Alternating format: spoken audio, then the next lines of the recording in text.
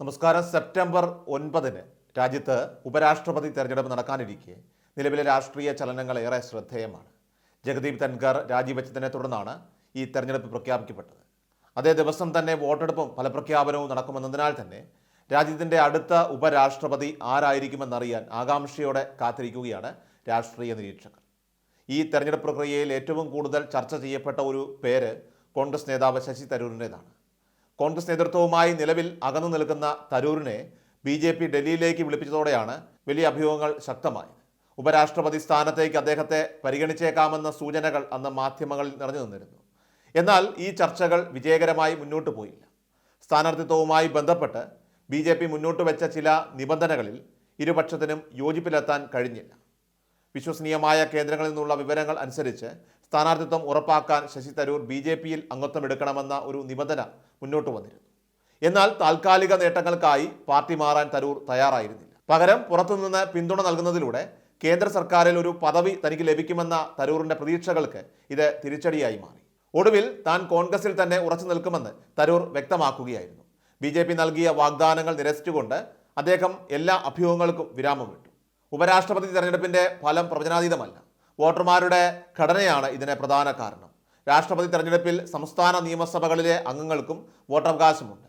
എന്നാൽ ഉപരാഷ്ട്രപതി തെരഞ്ഞെടുപ്പിൽ ലോക്സഭയിലെയും രാജ്യസഭയിലെയും അംഗങ്ങൾ മാത്രമാണ് വോട്ട് ചെയ്യുന്നത്. ഇരു സഭകളിലെയും തിരഞ്ഞെടുക്കപ്പെട്ടതും നാമനിർദ്ദേശം ചെയ്യപ്പെട്ടതുമായിട്ടുള്ള അംഗങ്ങൾ ഉൾപ്പെടുന്ന ഇലക്ട്രൽ കൊളീജിയമാണ് ഉപരാഷ്ട്രപതിയെ തിരഞ്ഞെടുക്കുന്നത്. നിലവിലെ അംഗബലം എന്ന് പറയുന്നത് അത് ഭരണകക്ഷിയായിട്ടുള്ള NDA സഖ്യത്തിന് വ്യക്തമായ മുൻതൂക്കമുണ്ട് എന്നതാണ്. ലോക്സഭയിലെ 542 അംഗങ്ങളിൽ 293 പേരുടെയും രാജ്യസഭയിൽ 240 അംഗങ്ങളിൽ 129 മുതൽ 134 പേരുടെയും പിന്തുണ NDAക്കുണ്ട്. അങ്ങനെ ഇരു സഭകളിൽ നിന്നുമായിട്ട് NDA സഖ്യത്തിന് 422 അംഗങ്ങളുടെ പിന്തുണയുണ്ട്. ആകെ അംഗബലമായിട്ടുള്ള 782 വിജയിക്കാനായിട്ട് 391 വോട്ടുകൾ മാത്രം മതി. ഈ കണക്കുകൾ പ്രകാരം NDAയുടെ സ്ഥാനാർത്ഥി വിജയിക്കുമെന്നത് ഏതാണ്ട് ഉറപ്പാണ്. ഈ സാഹചര്യത്തിൽ അടുത്ത ഉപരാഷ്ട്രപതി ഭരണകക്ഷിയുടെ നോമിനി ആയിരിക്കുമെന്ന് ശശി തരൂർ തന്നെ മാധ്യമങ്ങളോട് പറയുകയുണ്ടായി.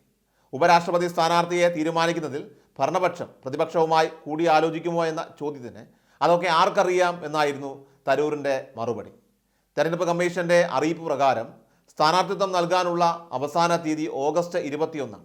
അന്നേ ദിവസം ആരായിരിക്കും NDAയുടെ ഔദ്യോഗിക സ്ഥാനാർത്ഥി എന്നതിനെക്കുറിച്ച് കൂടുതൽ വ്യക്തത ലഭിക്കുമെന്ന് പ്രതീക്ഷിക്കുന്നു. തെരഞ്ഞെടുപ്പ് പ്രക്രിയയെക്കുറിച്ച് തരൂർ നടത്തിയ പ്രതികരണങ്ങൾ അദ്ദേഹത്തിൻ്റെ വ്യക്തിപരമായിട്ടുള്ള നിലപാടുകളാണെങ്കിലും നിലവിലെ രാഷ്ട്രീയ സാഹചര്യങ്ങളെ കൃത്യമായി പ്രതിഫലിപ്പിക്കുന്നവയാണ്.